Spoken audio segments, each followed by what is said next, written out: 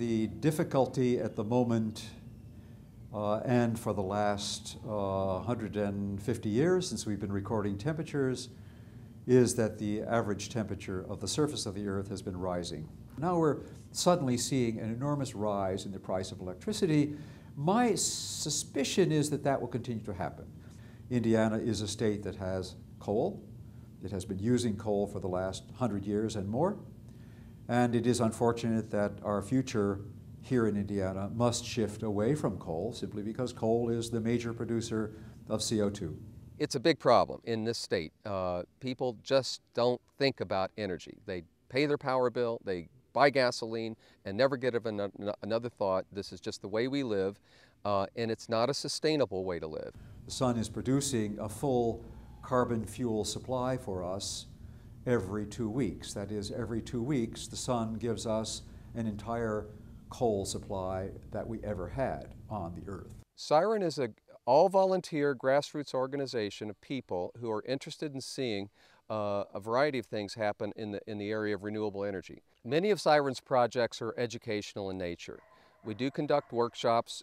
Our workshops are to educate people about the design and implementation of renewable energy systems, and particularly solar energy systems for their homes or for their businesses. We have committed to holding regular monthly meetings, generally conducted at the Monroe County Public Library, open to the public each and every month. I think Siren is a great resource for Bloomington and the surrounding areas in that it gives a clearinghouse of information for people who are interested in renewable energy. I know they've also been looking at sort of the cooperative bulk buying of systems and helping people install on each other's houses. One of the biggest projects that Siren has taken on is an energy challenge, wherein households challenge themselves to reduce their energy consumption and self-report their energy purchases from the utility every month.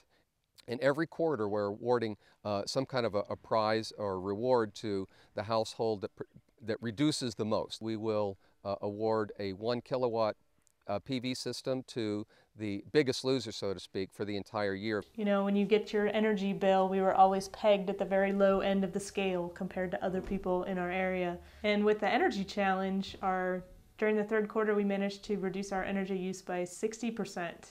My wife and I have taken some pretty big steps, I think, but again, driven out of what I feel is a sense of personal responsibility.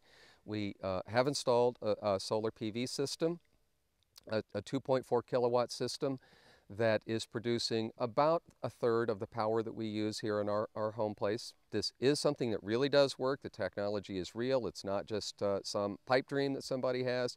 It is real. It can be implemented. It can be successful for people. On my roof here in Bloomington, I have installed 18 panels, and each panel in the sunlight, in the direct sunlight, delivers about 205 watts of power. The total cost of my system was about $30,000. Sounds as if I'm not going to be paid back for a very long time. But let's think about this for just a moment. There are several things happening which are pretty special. The first thing is that the federal government immediately gives me a 30% tax write-off. So immediately that $30,000 goes down to $21,000, which is rather nicer. I had somebody else install my panels. That immediately was half the cost. So in fact, my payback time would be about 13 years if I had installed the panels myself. Interesting detail. A second interesting detail, which is perhaps even more important. The cost of photovoltaics when I installed them a year ago was $850 a panel.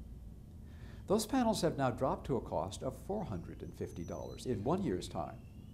If I now recalculate based on $450 and I install the panels, then my payback time drops to 7.5 years.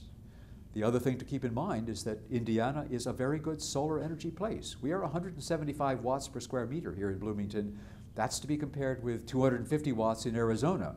Well, 175 and 250 are different, but they're not that different. We can do beautifully here with photovoltaics, and should. But I think it does make sense in terms of protecting the planet and in terms of creating new green jobs as we create a demand for wind, for solar, for other forms of alternative energy. So I'm very hopeful that Siren will help lead Indiana into being a leader in renewable energy in the future. So I hope that we can serve as some kind of an example to encourage other people to follow suit, and I'll be happy to help them in any way that I can. I'll do physical labor, I'll do education, I'll help them do design work, I'll help them apply for grants, whatever it takes to get people to